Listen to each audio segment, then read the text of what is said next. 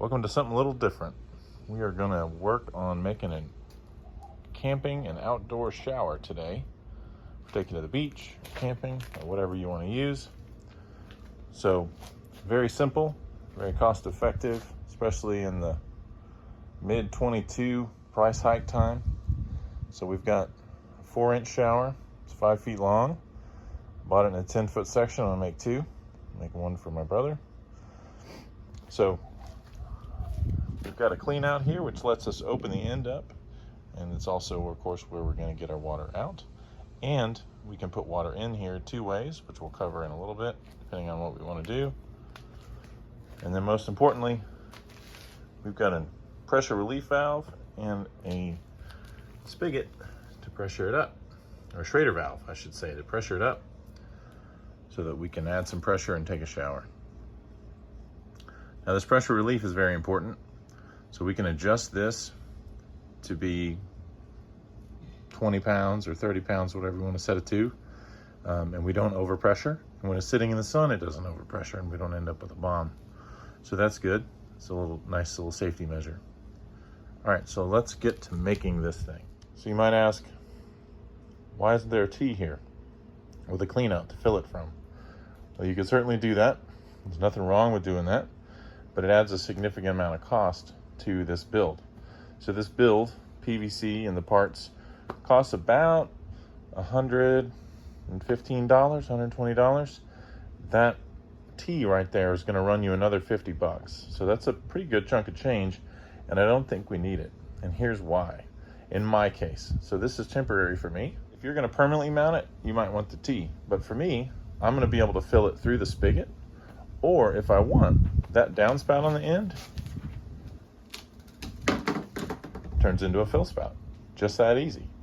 Right, so I can turn it over on my roof rack and fill it back up, which means I don't have to carry all my water in this all the time. If I want to carry that water inside the GX, I can, and I can just easily refill it, take another shower. So here's our very simple parts list. And that's what helps keep this simple and keep the cost down. So on the down end, we've got our 45 that's going to go on. We've got an adapter for a clean out, of course our clean out cap, and on the other end we've got our cap. And that's it, right? So those are the only pieces, plus 5 feet of PVC, 4-inch PVC. Right, so now we've got adjustable pressure relief valve. Got a bulkhead fitting that it's going to go into, right? So we're going to drill that in through, and then this will just screw into that bulkhead fitting. We've got a Schrader valve that also comes with its own bulkhead fitting. And we have our stainless spigot that also comes with a bulkhead fitting. So what that means is we don't need to seal any of this stuff, and it's all reusable.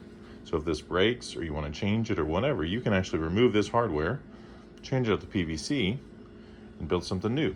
And so this hardware is going to run about $40 depending on how you get it. So anywhere between 40 and $50. That's not insignificant. And so you could reuse this if something changes or you want to do something else, right?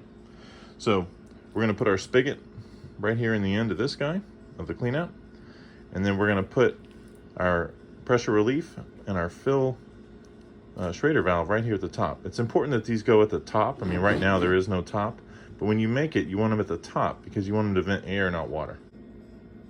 So I'm going to use the 7/8 spade bit. That's going to work great for this bulkhead, and it's also going to work great for the spigot. And then I also have my drill bit that fits the right size for the Schrader valve, and I don't know what that is. I just sized it correctly out of my bits. I've also got some yellow Teflon tape. You want yellow and not white because yellow is good for air. You can also use some of the fancier stuff you've got nowadays. In case you didn't know, yellow Teflon tape is what you use for any kind of gas application. It's a little thicker. So we're going to drill, we're going to mark an X here. We're going to drill right through the center. So the X is going to give us the center. We're going to drill that out and put in our spigot. And then we're going to measure on the inside to make sure that this bulkhead fits, right? So all we're going to do is just put it here with the star, right? To make sure we get it. We're not going to go from the outside. We're going to go from the inside. We're going to put a little dot with a Sharpie, and then we'll put our other guy here. Let's get going. There we go. So just mark this with a Sharpie. Now we've got our spot. Now we're going to drill it. There we go. Got it drilled. I'm gonna clean this up with a little file I've got. So this inside edge is what we really want to be cleaned up. So what I'm gonna do is I'm gonna take my file, I'm actually gonna come from the outside and catch the inner ring. That's how I'm gonna clean it. Don't try to go from this way. Come up through and actually clean this edge right here. So we've got our half a bulkhead, got our sealing washer. Now it's important that these are tight, but don't crush them. You'll actually mess up the seal if you close them too tight. So you want them to be snug and a little tight, but don't crush them, and don't start squeezing this washer out because you'll actually break the seal. So snug is good, too tight is bad. Now we'll flip to the other side and we'll put our other washer and backing nut on here. All right, so I got that snugged up. All right, so now we have a place to put our pressure relief valve. Now it's got some sealant on it already. I'm still gonna give it a turn of this yellow sealant on here, the Teflon tape, and then we'll screw it in. And there we go. So I used, of course, 2 crescent wrenches. Get this guy tight while backing it up from the backside, and then snug this backing nut up last. And now we've got a pressure relief valve. Easy peasy. So now we're gonna set our Schrader valve in here. And now that one's installed, we can mark where the other should go. That way we don't overlap and our holes match, right? So just mark as you go. So I'm gonna note that, mark it with a Sharpie, and I'm gonna drill this guy out. So there we go, I use my smaller bit to drill this out, and we'll put our valve in. And again, I cleaned it out with my file, so I took out all the rough edges. And when you're looking at these Schrader valves, you may wonder, like, what's all this rubber for? These are actually, you get 2 different adapters, right? So you get a thicker, more tapered version, which we're not gonna use, so we're actually gonna discard this bigger piece that I'm tapping. We're gonna use this lower piece. But if you had a deeper, thicker piece that was more tapered, you could swap out this back piece, or this bottom piece, for this thicker one. So it's up to you which one you wanna choose. We're gonna go with the one that's already on there. Okay, so now that it's apart, we'll put it in the hole, tighten it down on the other side. Again, we'll snug it up. Nice and snug, but not too snug. We'll put a crescent wrench on that. And there, you now have one piece done. Right, so make sure that you're spacing them properly because they're going to be bigger on the inside. Don't go marking them and drilling on top thinking that you can put them too close. But yeah, that's easy. Draw a diagonal line twice, and now you've got the center. Drill that out with our spade bit. Note that I put it in its end cap. It gives you a better purchase to hold it while you're doing the drilling. So there we go. So we got it drilled out, and we'll put it in our spigot. Now here's the key to actually be able to get on this. Right, so there's not a lot of room. So you need a socket. Right, so what do we got here? Right, we've got a 1-inch socket. Fits right on there, right? And we can back that up and get this nice and snug, not super tight. Now before we start gluing it all together, get this cap screwed in here nice and tight. Not crushed again, but tight. That way we know when we put it together, we know which way that this plug is gonna face when we actually screw this cap in, right? So go ahead and screw it in now, so it's nice and tight, so you're not surprised that when you go to tighten it down, it's facing the wrong way, right? It'll be a lot easier for you to do that now than later. When we put it all together, we're gonna put up marking lines with our Sharpie to know exactly where we wanna put them together, so we don't end up with any surprises. So I got this 45, right? I've got it lined up the way I want it, facing down, and I've marked it with my Sharpie. So when I go to glue it together, it'll be lined up. And then the next step, it won't matter when I glue it to the end of my pipe, but what will matter is once that's done, then we'll want to mark it so that this guy faces up. So for the next step, we're going to glue it together using good old-fashioned PVC glue if you've never done that before. It comes in an easy 2-pack, or you can buy them separately. You should really use primer first. So we're just going to wipe that on both surfaces. And then we've got our medium glue. We're going to put that together. We're going to, again, put that mostly on the male surface and a little bit on the female surface. And then we're going to put them in, and you're going to twist it at least a quarter turn. And that's why our lineup marks are so important. When you put it in, you want to twist it. And that way you make sure you get good coverage and that you don't leave any spots undone. And then you want to hold it for about, I don't know, 15, 30 seconds at the most. But sometimes it wants to push out. And so if you hold it in there, count to 30 and then let go, it won't back out on you. It won't have any pressure. That's all there is to do in PVC. Lastly, this stuff can burn your skin. It's uncomfortable, especially the primer. So I always wear some gloves and I always put a little paper down. Now we got that glued together. we'll glue it on the end of our pipe. Same process. I should also mention that the reason that we put most of the glue on the male side and a little bit on the female is that if you put a bunch on the inside, what'll end up happening is you'll just push a bunch of goo in and you'll have big pockets of goo. So you generally want to put more on the male side. That way excess gets squeegeed out rather than pushed on the inside. And if you're doing water applications, that ends up making a big old glob of junk that can get clogged or disrupt flow.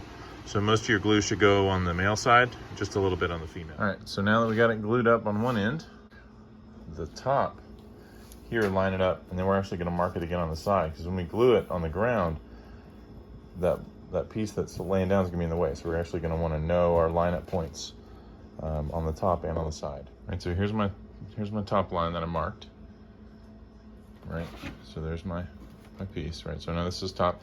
And so when I line this up, I want to have this guy on top, right? I want this pressure relief to be right on top. I want it to be as high as it can be. So I'm going to mark this up, okay? So that's where I want the top to line up. Okay, that looks good. But then I'm going to roll it over, now that that's good, and I'll mark it on the side as well. So when it's gluing, I've got an easier glue mark to follow. So there we go. Our end cap is on, lined up nicely. Right, so you can see where the bottom faces. This guy's lined up on top. Now we're just going to let it dry. So dry time to pressure is 2 hours. I'm just going to let it cure for 2 hours, and then we'll test it up.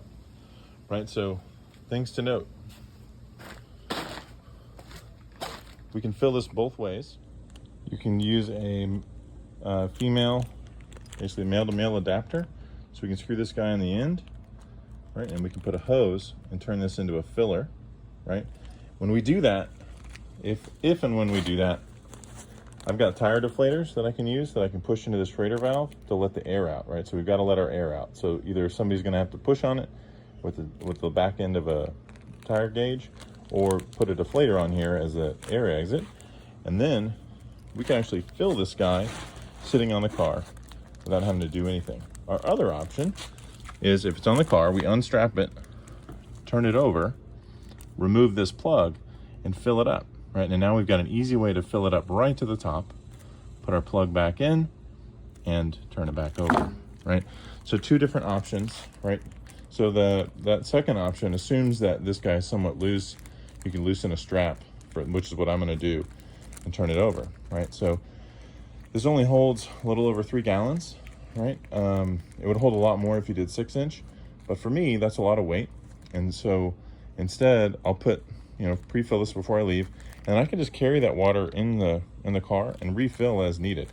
I don't need to carry all the water in this. I can carry extra water in my car or in your truck and refill this as I need to, right? And the idea here is just to quickly rinse off, not to take a long, luxurious shower. So very simple, very effective. Oh, one last very important part. You need to paint this, right? So PVC is very vulnerable to UV. And so if you leave this exposed to being out in the light, and that goes for any gardening PVC that's exposed above ground, you need to paint it. And any paint will do it. It really doesn't matter. So I live in Texas. I plan to go use this in the summer. I'm not painting this black because I wouldn't be able to use it. The water would be so hot. But for those of you that are in the north, maybe camp in the winter, you may want to paint it black, right? That would be a good idea. But you need to paint it something. Don't leave it just bare. Otherwise, this PVC will become brittle and degrade over time. So give it a little shot of paint. You're good to go. I almost forgot. We need to put Teflon tape around this guy if we want it to hold pressure, right? So, and we do. So carry some Teflon tape so that you can reapply this when you're camping. So next, I want to put a place for it on my rack. So what I'm going to do is make a simple holder for it out of wood. I'm going to show you that next. So I've got a simple 1x4. I actually had this left over from a different project. So I'm going to cut this at 3 feet so it'll fit basically as a bottom layer that I can strap down onto that roof rack. And then I'm going to put a couple of little cradle brackets made out of 2x4s here for it to sit in. So we're just going to mark that and cut it with a jigsaw, screw it together, and that gives us a very flat frame that we can strap everything to.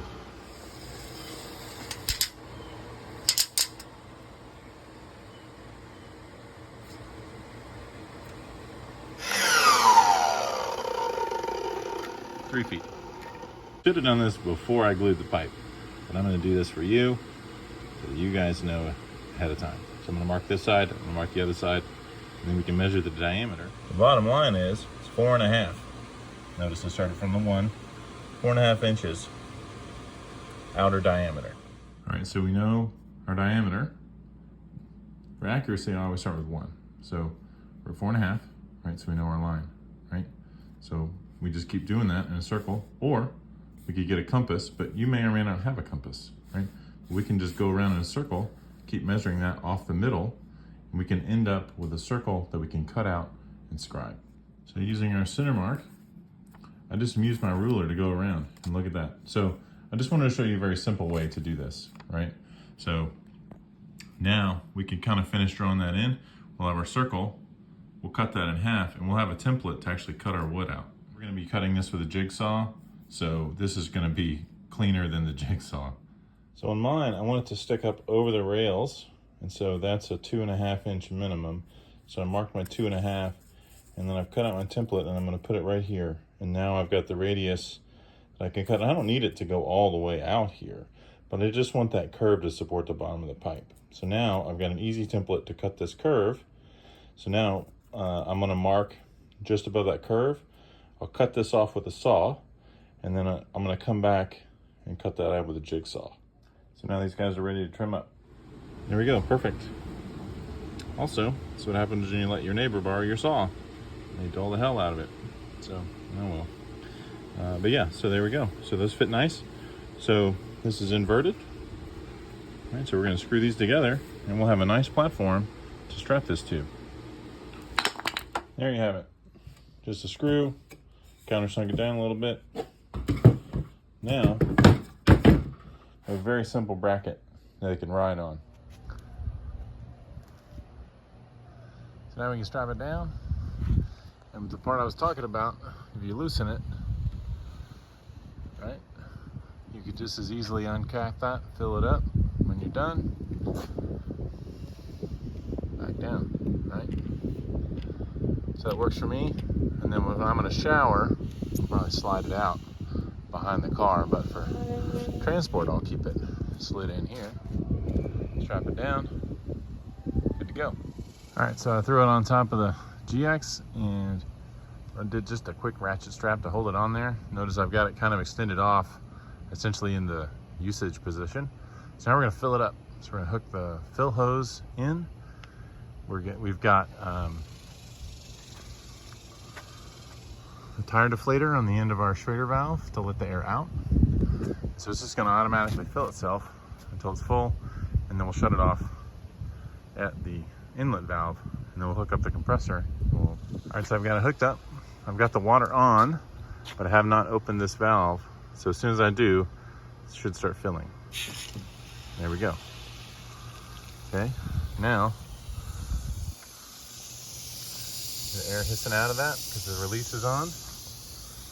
When the air stops coming out, I'm just going to turn this valve off.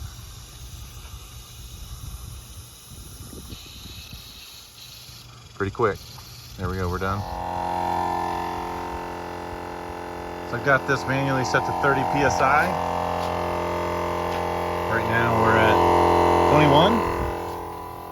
Oh, so now my pressure relief is going, so that's great. Okay. Let's take a shower, shall we?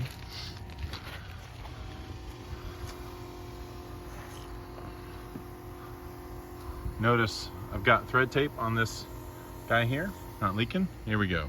Ha ha ha, fantastic.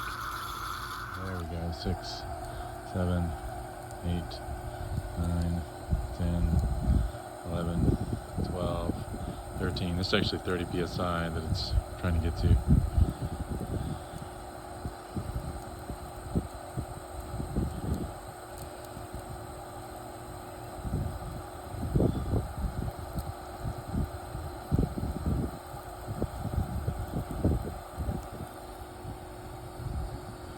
Just watering the grass.